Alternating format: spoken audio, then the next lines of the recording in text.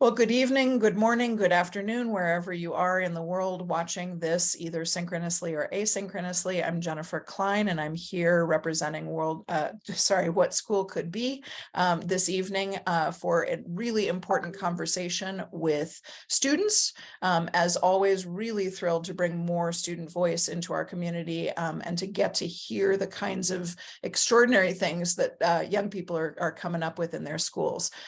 So I'm going to give some quick introductions. And when I mention your name, of course, I hope that you will wave so that, well, I guess it says it on Zoom, right? It makes it a little bit easier, but just so that people can connect the face and the name. So Carla Meyrink is the founder and director of the Community for Learning in Santo Domingo in the Dominican Republic.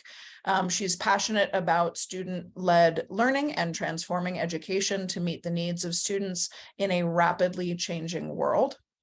Lorena Gonzalez has been an educator for over 20 years. She's passionate about project-based learning and making the necessary changes in order to continue transforming today's education. You are in good company here, Lorena, with this crowd. We are all big believers in transformation in education. And then for our students, we have Alexandra Mutafi, who is a senior in high school and will be studying finance next year. Welcome. We have, let's see if where am I? We have Sofia Ferretti, who is a sophomore, who's been at the school for 4 years. She's interested in early childhood education. Wonderful, always good to see people interested in education. Christopher Castillo is a senior at the school and has been there for 13 years. He's very passionate about music and loves his school and has been playing with a drumstick as we've been getting ready. So I'm guessing I know what at least one of your instruments is. And then we have Melania Moseb, who is a sophomore, and she is interested in writing. So I'm going to say nothing more and let these folks jump in and share. They've got a wonderful slide deck to share and a lot of ideas to share about a think tank that they developed and ran at the community school, the Community for Learning, pardon me. I want to make sure I get that title right. Okay, hello everyone. I just want to say we're absolutely thrilled to be here. Thank you, Jennifer, Mel, and the whole What School Could Be team for inviting our students to be here today. Lorena and I couldn't be more proud of the deep work that they have done, and we're happy that they have the opportunity to share their project with you. Before we begin, though, I thought I'd like to give you just a little background on how this all began. As educators are aware, the pandemic served as kind of a spotlight that highlighted much of what we feel is wrong in education. We always thought it was wrong, but it just became really obvious then.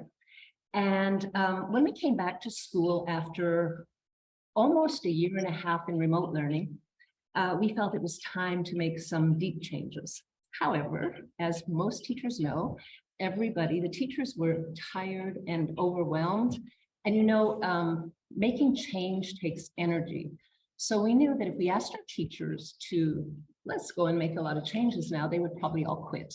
So we had to be patient and wait. And patience, as everyone in my school knows, is not my strong suit. But I'm really, really glad that we did, because it gave us a chance to really think through what we wanted to do. And in our school, we've always worked hard to empower our students. And we finally decided that if we really wanted to make change, who better to lead that than the students themselves? So to get started, we asked a group of students if they'd be interested in forming a think tank that would be about dreaming up our school of the future. And we told them, dream of anything, dream of the impossible. This doesn't have to be something you think we can do, just go as far as you can. And we wanted this to be completely student-led. So Lorena and I gave them some background information, and then we just stood back and let them run with it. And they went beyond all our expectations. This year, our school has made some profound changes because of the recommendations that they gave us. And I think you can feel it in our school, the energy, the positivity. Everybody seems so much happier now. So I'm very, very excited to let them tell you all about their experience. Super. So what is the think tank composition? We are a group of secondary students who were invited to participate by our directors, as Carla said, and we are all from various different grade levels. What makes us so special is that we're all very different types of thinkers and we all have very different ideas. So, because of this, we have different views about our school and how school should be. So, going back to the fact that we're all secondary students, we didn't really know each other when we started this project. So, it was kind of hard, and I think a lot of us were nervous. I can say for myself that I was. But being able to discuss and get feedback from my peers really helped us bond, and we got to grow such a special connection over what is something that is so special to us, our school, our own education. Yeah. So, moving on to how we were recruited, we were approached by the head of our school with an open invitation to see if we were even interested in think tank. We were not told many things, but we were told that this is not for a grade, this is not for a class, and that truly this is optional. I really loved this because we were giving total creative freedom. We got to run this project exactly how we wanted to and how we thought was best for it. We turned a 3 week project into 3 long months of hard work that totally paid off. And I think that we became so passionate about something that we didn't realize we were passionate about. And I think that's a lesson that we took away from all of this, that truly when you work so hard from something that you want, you put all your effort in, that it's so much more special than just a grade. It's an effort that's being given to you because you worked hard for it. So now to talk to you about the steps that we did after we formed the think tank. We were first invited to form part of the professional development session that the school does for all teachers. And there was a documentary presented during this. It was called Most Likely to Succeed. This is a documentary found in the What School Could Be website.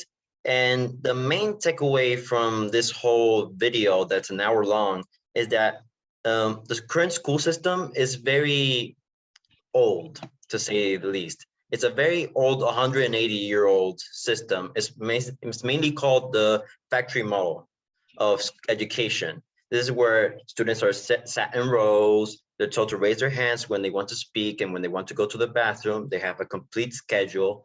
And it just showed us how this form of education doesn't really prepare you for the future. Like, we're not going to factories anymore. Most of the students in many schools are not working and going to factories. They're entrepreneurs, business, creative thinkers, artists, musicians. And does that type of education really prepare students? No, it doesn't. So it showed us how it was a really eye-opener to see what we needed to change and where we had to go with the think tank completely. And afterwards,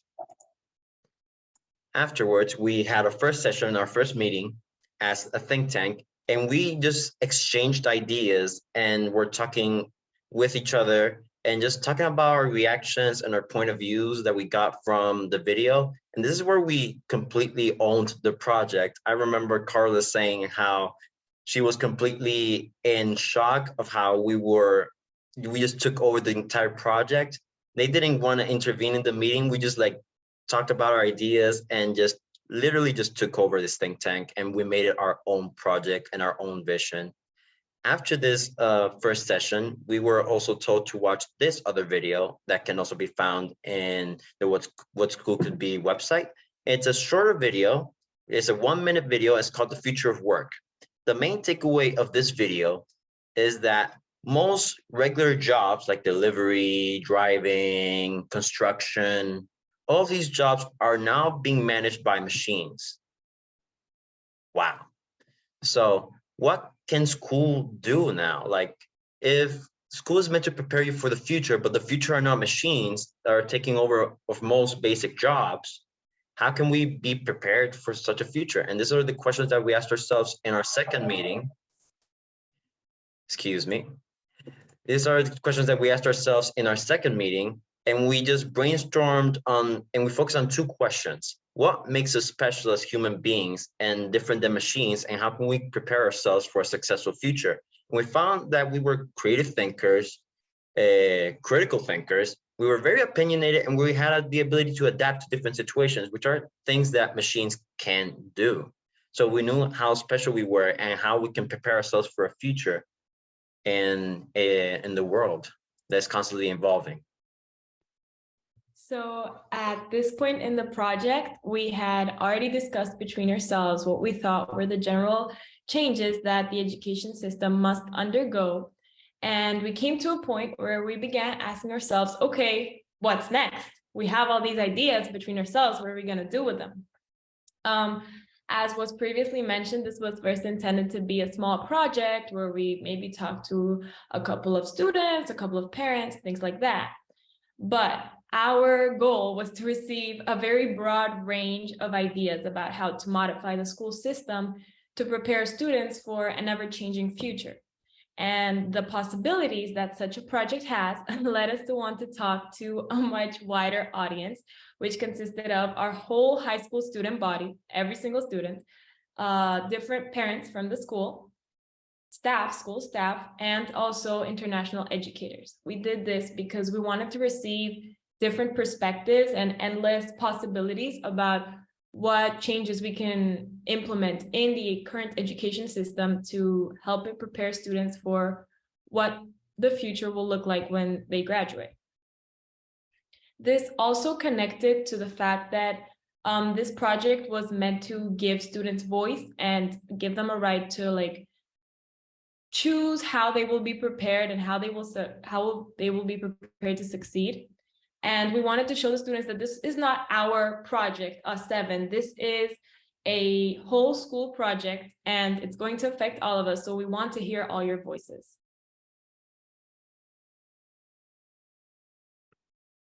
And this is a picture of the first thing we did after we decided to talk to the school, which was create a vision board that you can see on the right about what this think tank is about, why it is important to make changes in the current education system, what we teach, how we should teach it, all of this.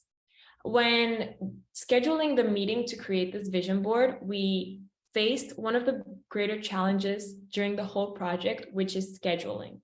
Almost all of us have different schedules, and it was very difficult to find the time that everybody was comfortable with. And it made us realize that moving forward, we would have to make a lot of sacrifices, maybe miss some important classes. But at the end of the day, we were much more passionate to do this and actually implement real change instead of work for, just a grade. So although we did have to do a lot of catch-up work, at the end it was worth it because we got to work on something that we were passionate for. And here we can see, after creating the vision board, we had our first meeting with students. We chose to meet with our 9th grade class in the school. We began this meeting by presenting our vision board, telling them this is the think tank, this is what it's about. And after that, we sent them, all the students, to centers where they each answered questions such as, what do you want to be taught? What do you want to be assessed like? And after the centers, finally, the last part of the meeting was to have a discussion with these kids. Like many of the discussion we had previously had between ourselves, we wanted to have a discussion about their own individual views about the education system and give them the opportunity to elaborate on what they would like schools to look like in the future. When we attempted to have this conversation with them, they were very hesitant to speak. And that's where we realized that we had failed to transmit the message that was transmitted to us about the importance and urgency of modifying the school system as we know it.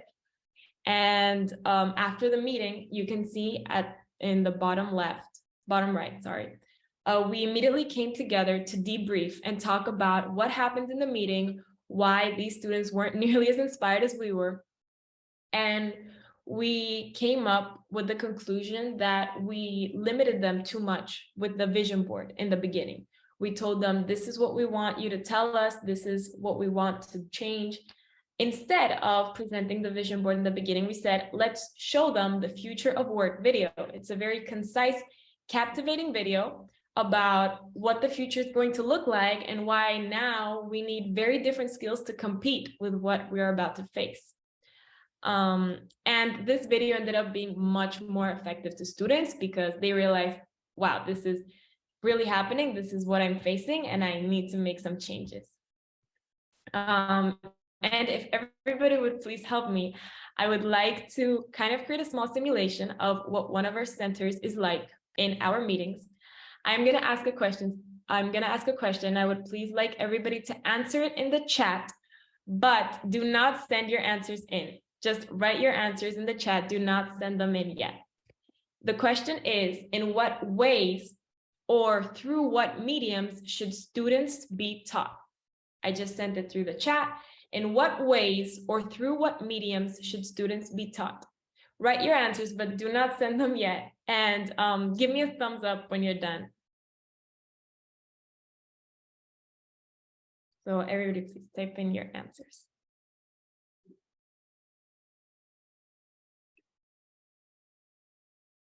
In what ways or through what mediums should students be taught?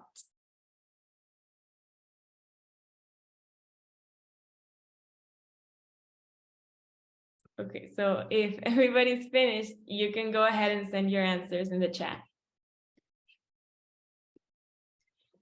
So what you're seeing here is a waterfall of ideas, each from different individual perspectives. And this is exactly what we were looking for in our meetings.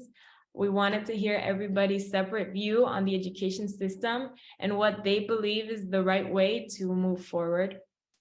So it's very interesting to look at all the different answers because each and every person has an individual perspective and different priorities that is beneficial to hear from. So thank you very much for that.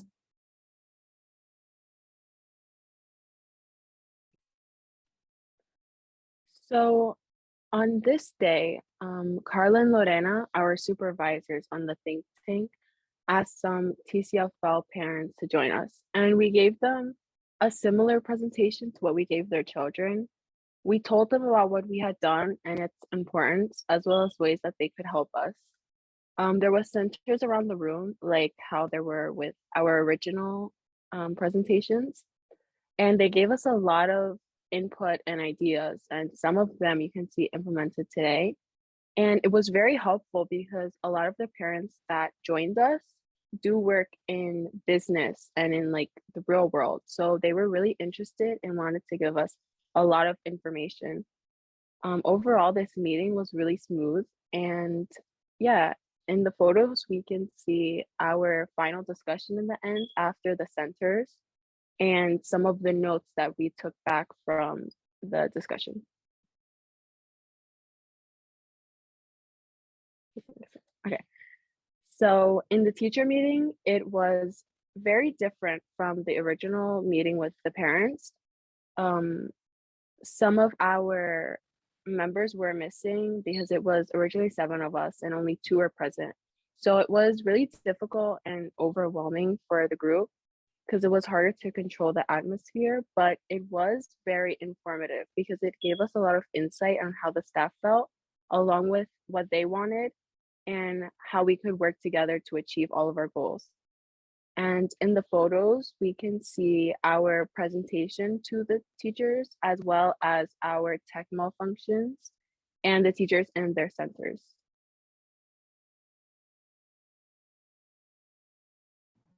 So this little slide is actually a cutout of one of the slides that we showed to our parent meeting.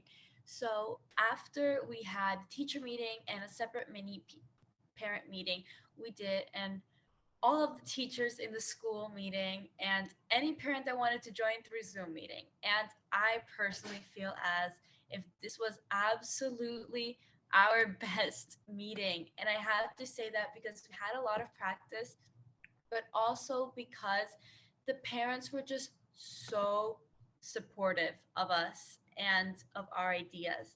They really had amazing ideas to share with us and had great feedback. And I think we thrived off that. So we told them everything that we did, a couple of the ideas that we had learned, and why we wanted to do this. And I think it's really important to involve parents when we were doing this, because parents want the best for their kids, and when they see that there's a change coming for the better, they get excited, because they get excited knowing that their child is going to be given endless possibilities for the better.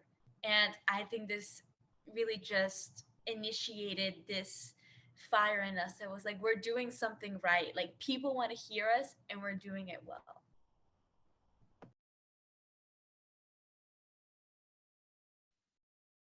So one of the implementations that we made this year was Entrepreneurship Day, which is once a month, and it is where elementary, middle, and high school students who own small businesses are able to participate in selling their goods.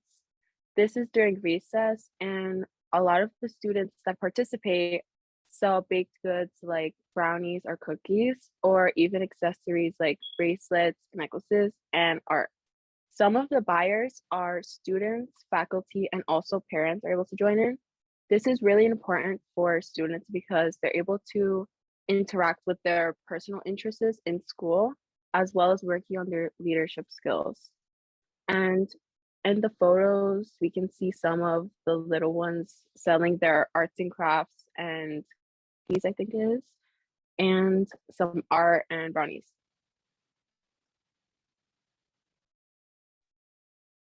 This is another change that has been implemented this year, and it's what we call Passion Pursuit Day. It's for elementary students who were all surveyed about their different passions in the beginning of the year.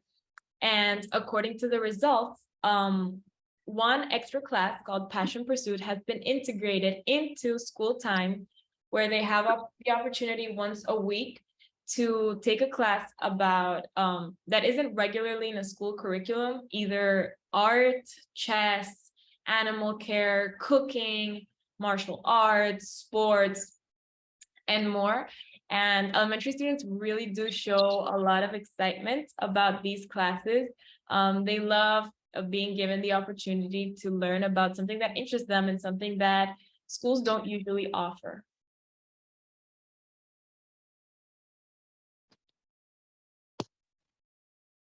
Some other things that we added this year are more leadership and internship opportunities. So to name a couple on the slide, we have Think Tank, our lovely group, Entrepreneurship Day, Academic Mentors, Sport Mentors, Sustainability Club, Un Paso a la Vez, and internship programs.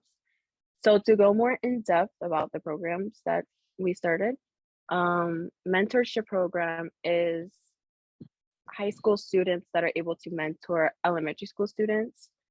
Some of the things that we have available are sports for soccer and volleyball, and academics for language arts and math. For our internships, we have 11th and 12th graders who are able to interact with different career fields, discover more interests, broaden connections. And also the internship participants are able to work on project days so they don't miss too much class.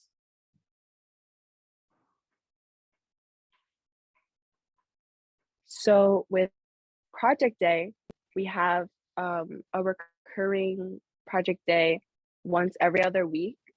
Here is where we're able to work on personal projects, personal goals, or catch up on classwork with teachers, participate in clubs and activities.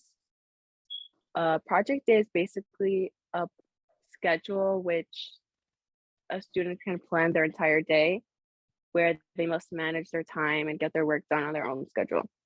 They also create life skill goals that form concrete steps as to how to meet those goals in their morning advisories. So in the photos, we can see some people working on science fair, having class meetings and projects for, oh, and I'm sorry, excuse me, and an 11th grader explaining math to 10th graders. So in project day advisories, It's simply a multi-age advisory group, which has one mentor, which is the same teacher throughout the entire year, that basically the advisor helps with planning your life skills and any other guidance you need, basically just helping you with whatever you need. And at advisory time in the morning, you're able to secure meetings and appointments with teachers when you may need extra help or to catch up. Advisory is very important to project day because it helps with your development in school. Advisories meet from 7:45 to 9 a.m. and 2 to 2:20 p.m. So morning and afternoon, morning and the day. The end of the meetings though, the end of the day meetings though, do reflect more on your day and what you got done, basically your productivity. So though procrastination is something that everyone kind of falls victim to, it's important to realize that you have to set realistic goals for yourself. So it's important to basically just get something done. And when you're able to kind of realize that you're able to set realistic goals for yourself, that's kind of an accomplishment. It's also very important, the project day advisories, because you're able to interact with people from other classes and grades aside from your twice a week electives. So project day is basically just one of those times that you're able to interact with people that you don't normally interact with on your day-to-day routine.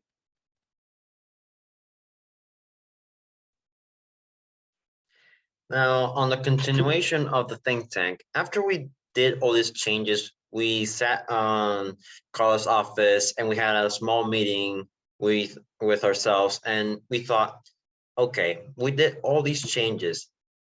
Now, what do we do? So we thought, we already did so many changes at school. How about we just expand that? How can we should expand this idea. So we thought about global outreach. And one of the best things that came out of that idea was this panel thing that I'm sure that I speak for everyone that we were all excited about and pretty nervous about too.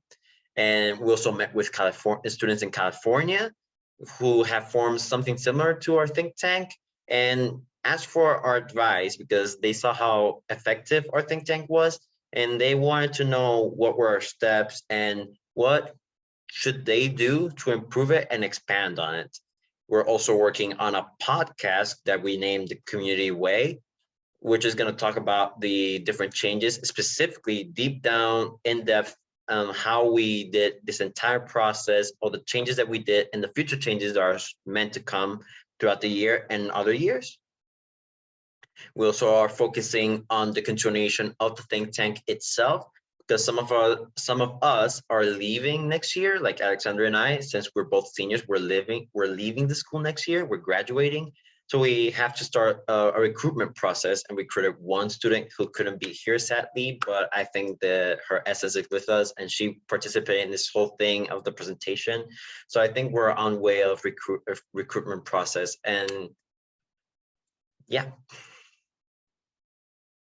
Okay, so last week we ended our first trimester, and we wanted to see what our students thought about the changes that we have been implementing. So we made a survey, and one of the questions that we asked is how satisfied, in a scale of 1 to 4, are you with implementation of advisories? So 80% of the students are either satisfied or very satisfied with the advisories. And there you can see some of the reasons why they think it's useful to have the advisories, like, for example, working on setting the goals, or having time to reflect, or connecting with people, or also creating a bond with that advisor. Another question that we asked is how satisfied are you with the implementation of project days? And overall, 98% is satisfied or very satisfied. And basically everybody, 98%,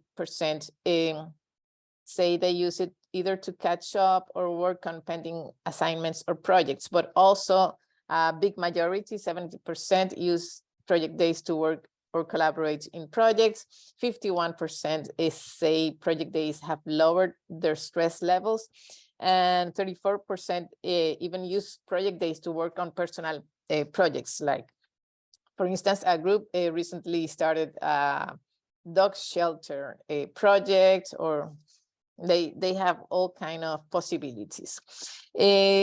And the last question that we wanted to share is, how satisfied are you with the changes in general, like including longer lunch time or project days, internship, advisories? And 94% is either satisfied or very satisfied. These have been probably the biggest changes that we have made in this school, really, really good changes. And so we need to keep looking at how they impact the education of our students. So we are waiting a little bit more of time to make a survey to the teachers to see what they think, how it has impacted the students. But so far, like, one of the things that we can say is that it has improved. They have improved in the way they reflect, they set goals, and they work on them. And well, so we wanted to keep looking what's coming up next, but definitely we are super happy with these changes, and we think the students are happy too, more than happy. I think we're going to the next step. So that's it. I don't know if you have any questions, or if there are any questions in the chat. Well, so yes, for sure. First of all, thank you for that amazing presentation. I think everybody, all of the comments that you guys are receiving in the chat have been so positive. And I hope that you will take the time to read through those comments at some point, or I think everyone, if I'm not mistaken, Mel, can download the comments if they want to, right, from the chat, so that students can read them later. I actually think I'll have to save it and okay. Of course, yeah. Okay, I'm perfect. not able to download the comments. Can you do it, Mel, so that we can get them? I will do that. Perfect. Okay. We'll make sure that you receive those, because there are some wonderful comments here and I don't want to over distract anybody, right? So we had a question about whether from Marissa about whether project day oops, sorry, I lost it now. There we go. Whether project advisory days are required or whether they are by choice. I'll answer that for you. So project days are one day every 2 weeks. So yes, every secondary student must participate in project day, because that is the whole thing that we do for the whole entire day. Now, it's very open because you get to choose what you do that day. So it's very much that you go, it's project day, you know that you are going to have to design your own schedule, you know that you are in charge of yourself, so you really have to be the one who decides, okay, I have to put my priorities in a list, I have to figure out what I need to do to help myself. So even though it is mandatory, it really is helpful to all students. So it doesn't feel mandatory, it feels useful and important, and you go because it's helpful. Got it. Exactly. Very nice. I was curious too about the mixed age advisories and how well that's working for you guys. Have you had any challenges come up with mixed age advisories? How big a span of ages are we talking about when we say mixed age? Well, I'll answer that question if nobody minds. Nobody minds, right? Okay, so the advisories work from 3 grades. So it's going to be either 10th, 11th, or 12th grade, or 7th, 8th, and 9th grade. So you're going to have at least 2 students of each grade in one advisory. So for example, in my advisory group, I have 2 students of 10th, 2 students, 1 student of 11th, but because 1 left the school, and 2 students of 12th, which is me and Alexandra, by the way. So it just helps with interacting with other group levels and not just be like stuck in a bubble, because something that will happen a lot in our school is that each grade become isolated with itself. So they wouldn't necessarily interact with everybody else around the school. Like, you would know who is who and what they're doing, but you don't really interact with them because there's really no point in doing so. But during the advisories and project day, we're actually sat in our classrooms from 7:45 to 9 a.m. We're just stuck in that advisory classroom, working on our goals and making reflections. And that forces us to interact with each other and create discussions and possibly friendships as well. Very nice. I love that. I think that's something we need to do a lot more of in schools is, you know, to mix up the age groups, this idea that we always stick to our own age group, I think, you know, limits. So that's great, Christopher. All right. So Susan is asking, Carla, what feedback have you received from parents around these changes? Well, it's been very positive. And I think that right now, we're just finishing our first trimester, and the parents will be coming in for, we have a student-led conferences that will be happening next Friday. And that's where we're going to be hearing a lot more from them, because they're not on campus as much right now as they used to be.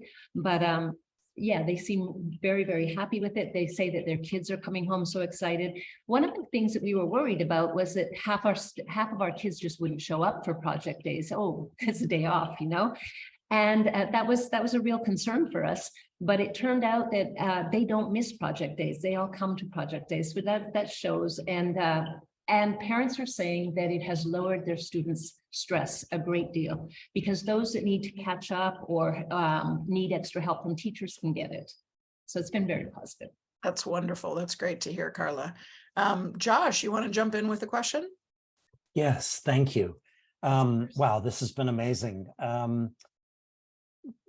Sorry, this is kind of a riff off of something that I said during the waterfall, but also kind of a follow-up on what Carla just said as well. And this is actually directed at you students. I wonder if you can share the ways that you became aware that Carla was not teaching you, that she was guiding, mentoring, coaching, advising, sponsoring you. I wonder if you could give us some examples of where you became aware of that and you saw what she was doing and it was appreciated, and that you saw that as kind of fuel in your tank moving forward.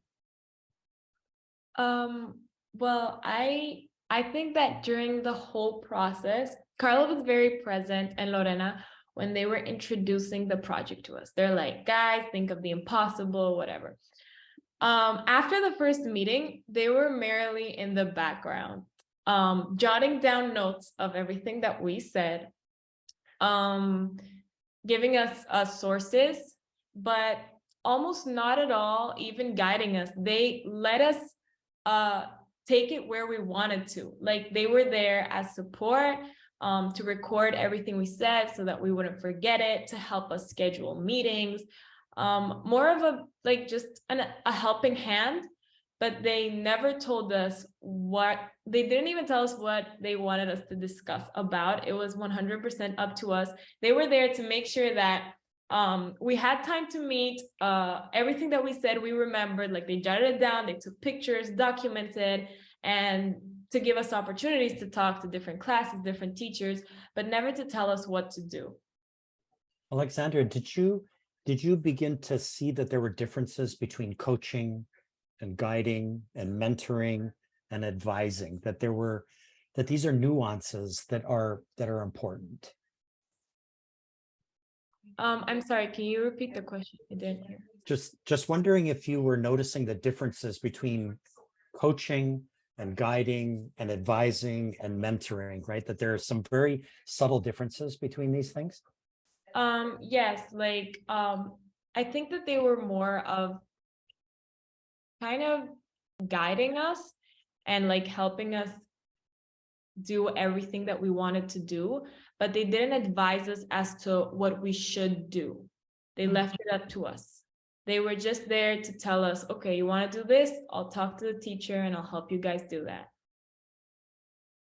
Nice. Thank you for that answer. Marissa asked the question to Christopher. You mentioned that students were nervous. I think it was in reference to this panel. And she would love if you could share a little bit more about that nervousness and maybe even how you overcame it a little bit, because you guys have done a beautiful job. Sure thing. talking about being nervous for this presentation, I thought there were going to be a lot of more people in here. So I was, maybe that like fear factor got in my brain. And how did I overcome that fear? Maybe using this thing, because I'm a drummer, so I just like use this stick and it's like a fidget spinner and it helps a little bit. But to mainly overcome this fear, I just like had to focus and be like, I did this. I was there the entire process. I was like one of the original 7 because some of the members like stepped down from the group. But I knew this. I participated. I knew everything. So I shouldn't be worried about my presentation. If I know everything and I know what I'm talking about, then I shouldn't be worried at all, and just should cancel out that fear factor about people might think or might say. Just, you know your stuff, just say it, and any question that might come up, you should come up with an answer, because it's about what you did. So there shouldn't be any issue. Excellent. Great answer, Christopher.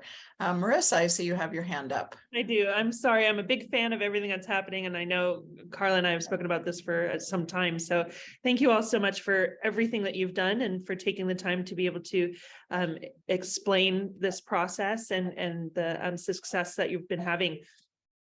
I guess I have 2 very different questions. So they're probably going to go to 2 different people.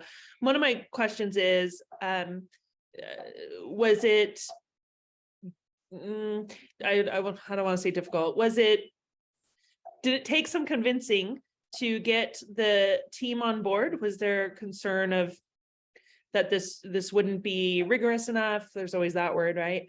Or that students wouldn't take it seriously. I don't like to assume that, because I know I've seen this kind of release before and seen people shine the way that you guys are shining. So I was wondering about that and how you convinced maybe some reluctant people that this was a good way to go. And are they seeing the light now?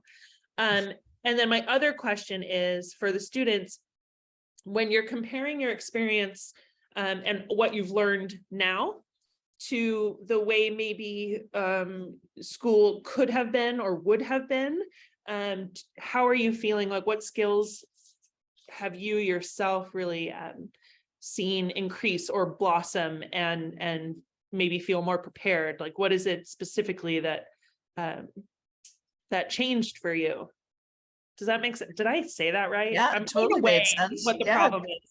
I'm blown away. So I hope that I'm not nearly as eloquent as you guys have been today. So the staff, the reluctant staff, how did it go? And is it better? And then when you're comparing your learning now compared to what it could have been, what skills did you see really increase? So I saw that Melania, you unmuted for that first question. Why don't you jump in on that? Yeah, well, if you mean getting people on board, like our team, I think we were all very like inspired with what Carla and Lorena told us. So I think we were all like very curious and able to jump in from the beginning. And with the people not taking it serious enough, we were kind of afraid with some of the grades when we went to go speak with them about how they would feel, which we did kind of get like mixed opinions sometimes and, feedback. But I think as we kept progressing and talking with more people, we kind of prepared ourselves more for what to say and how people felt. So it did get way easier along the way. So yeah, Great. Thank you. Thank you for all your comments also. Thank you. Who would like to answer the second one? Sophia. I'll answer the second one. So for the second one, I feel a little bit, it's very personal for me because I have experienced 2 very different school systems. I experienced a school system in the United States, in America, in Massachusetts, and I've experienced this one. So I've seen the contrast of an American public school to a Dominican private school. Even though going to a bilingual school, a Dominican and American school, there is a very big difference. I have really learned to share with people and to like speak with people my ideas, that I have ideas and I have the voice to say it. I shouldn't feel hidden behind everyone. So I think that's something that this project really made me realize, that no matter how many people are in the crowd. You really have to speak up and you really have to say what you want to say because it is important. No matter what your opinion is, it really is important. So I think for this project, I really grew out of my comfort zone and realized I could be in a class of 300 students, or I can be in a class of 13, and I still have the right to raise my hand and be like, this is my opinion, and I think we should change this because it is totally valid. And another thing I think that we have all learned is that in the end, like, our vision is so important and we can't give up on that. We can't let ourselves be like, oh no, I'm not gonna talk, I'm not gonna do anything because I don't want to be overwhelmed. Like, you really have to try your hardest because the effort pays off. Very nice. Thank you, Sophia. Before I go to Susanna for your question, there was a follow-up from Marissa to Carla. What about your hesitant staff? How did you get faculty and staff excited and leaders excited about this? So when we ended the school year, our very last, we have professional learning every Friday from 12 to 2:30. And our very last professional learning session was the kids presenting what they had found. And honestly, I think because they had a fairly difficult meeting with the teachers when they met with them, and they realized that teachers don't want to be told what they're doing wrong and what they need to change. And so they really changed the way that they were going to use their language to present to the teachers. And they presented it not as, we think you should do this, but rather, these are some great ideas. There's all kinds of great ideas. There's way too many ideas for us to use all of them, but here's some of them and you can choose. And it was just really positive. It was a dialogue. So by the end of it, our teachers, I have to say, this was the very first time in the 25 years that we've had the school that the last day of professional learning, the teachers were all like, I can't wait for next year to get here. So that was really cool. The issue with the project day was where we had a little bit of pushback with teachers saying, well, who's going to be in charge of them? How are we going to know what they're doing? What if they decide not to do anything? What if they just sit and read a book all day? And we said, well, that's a learning experience too, isn't it? If they decide that they want to just read all day or go play a game with their friends and they don't take advantage of the opportunity, by the end of the trimester, if they're running into trouble in some of their classes, they will see that maybe they should have taken advantage of that. And I think you learn more from experience that way. So we said, you know what, why don't we just run with it, see what happens, and if we need to tweak it, we can tweak it. And then it was just, I guess, when you empower kids and let them make the choices and the decisions, they rise up to a level that you just couldn't imagine. So our teachers are all pretty on board now. That's great. I think that's a really great example of what happens when there's trust too, Carla, that there's that sense of I'm being trusted to manage my own time. And so I step up and manage my own time better over time, right? Because you can feel that trust. Yes. And I don't know, when you tell kids that they're in charge of themselves, they do take charge and they enjoy it. I also wanted to mention, though, when you were asking about what the kids had learned through this process, what we saw, Lorena and I saw, was an absolute growth in leadership skills.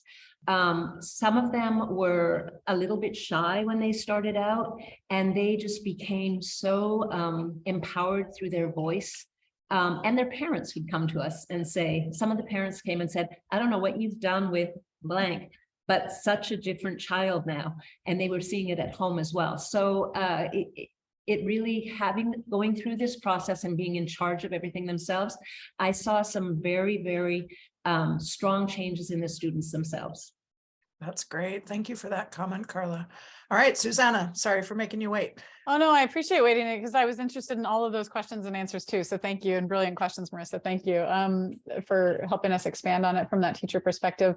I have a question for specifically those of you who are about to graduate and go on to what's next, and how this has been what have you done to incorporate this in your process of applications, right? Because that's where you're at, right? It's November 30th and it's application deadline time for early acceptance today. So how has this looked in your application process? How has it helped you shape your decision about where you're going on to what's next?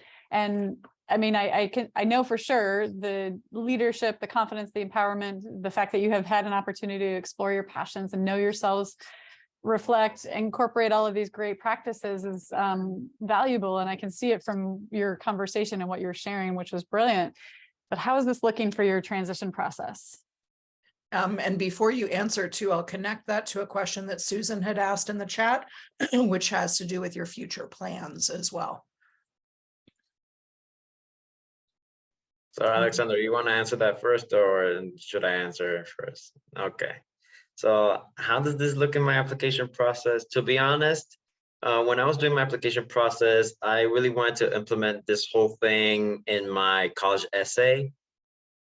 But to be honest, I did another essay afterwards, so that kind of flew out the window.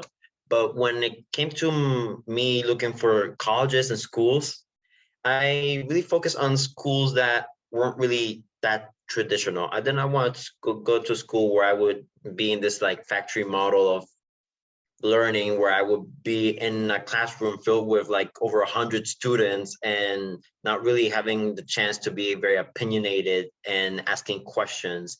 I would want to be in a classroom like in my own school, similar to my own school, in which I can ask questions. There's not that many people, let's say 15 to 20 people, ask questions, be opinionated, and just dig deeper and just don't just scratch the surface, but reach the core of certain things. That's really what this project like taught me about not just what I want, but what I want in a school. That's my answer to your question, Susanna. Awesome. Alexandra, jump in. I definitely have a lot of similarities with Christopher's way of thinking. To be honest, I have spent most of my high school journey trying to build a resume and a transcript that will get me into one of the competitive universities that through this whole experience, I realized will not satisfy me as a learner. So I have put in a lot of work and I have tried to do a lot of things, but the think tank and everything that I learned, because I learned so much about education, it made me reflect a lot on where I want to go. And my first choice right now actually is a university in Italy that I want to go there to study international finance. But what captivated me about the university was when I read their website, they had terms such as constantly evolutioning world, creative thinking, hands-on learning, preparing students for ever-changing future, keeping up with the present and all the changes that are happening in the world.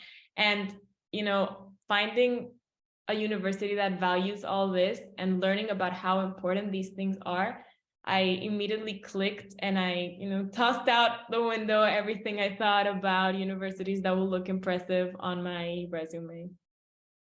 I feel the exactly same way. That also happened to me as well when I was searching for colleges.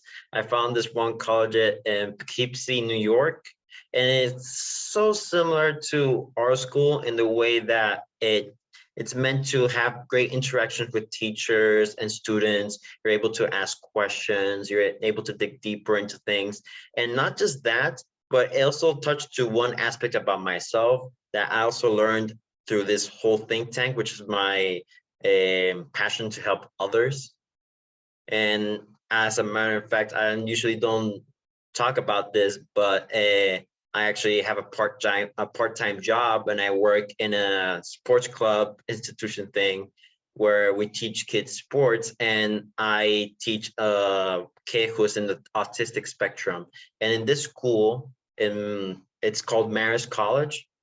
They are really focused on helping others in their community. So let's say nursing homes, students, mentorship programs. And it's just that similarity that from that school to my school, I'm just like, yeah, there's just like a signed deal. Like throughout all the Ivy League colleges, I just want to go to that college because it's teaching me how to be a great person in the world, and not just teaching me how the things I want to learn, because I want to study game design and development, programming, all those technology focused things. I just really oh wait, I just got lost in my own train of thought. Wow. No, you're doing great, Christopher. You know what you want. You want to go to a school like that. Yeah. Yeah. Yeah, terrific. Thank you. Perfect. Lorena, you had your hand up before. Can I have you jump in? Sure.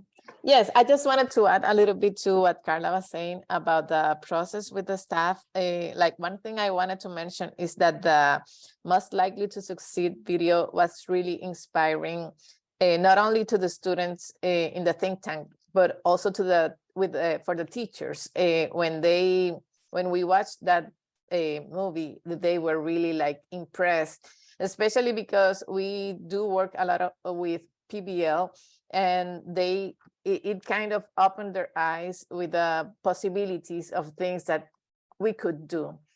So that was a big help. And but also it is a lot of work. And at the beginning, I think they most of, or many of them were just reluctant as in terms of how it was going to work and how it, what Carla said. And at the end, it is a lot of work, and on project days, we all end up exhausted, including me, everybody, because like I'm dealing with independent projects and helping with the entrepreneurs and helping with the different clubs. But at the end, also, you can see that everybody feels satisfied with the things. I mean, seeing that kids come to them to talk about, to ask for help, to catch up, at the end, it's really satisfying. So it's like we end up kind of dead, but it's a good feeling too. So I'm sure that if anyone wants some help or insights, Carla and I are more than willing to share more of our experience with you. Thank you for that, Lorena, and for Carla, and to thank you to all of the students. This has been an extraordinary conversation. I'm so excited to see these kinds of events happening too on What School Could Be, where we're calling the series Eye on Student Protagonism. That whole idea of, you know, you are the central actors in your own education, right? You're the ones getting to make the choices as opposed to feeling like a victim of your experiences in school. So thank you all so much for your insights. Thank you to all of the participants for your questions and your smiles and your heart reactions and all of that. For sure, we want to make sure, Carla, that you receive the comments afterwards so that everybody has the time to take a look and read through. And on behalf of What School Could Be, thank you to everyone watching this asynchronously as well. We hope that you learn so much from these wonderful student voices, and we are grateful to this team for sharing your ideas, your experiences, your insights. We wish you the best.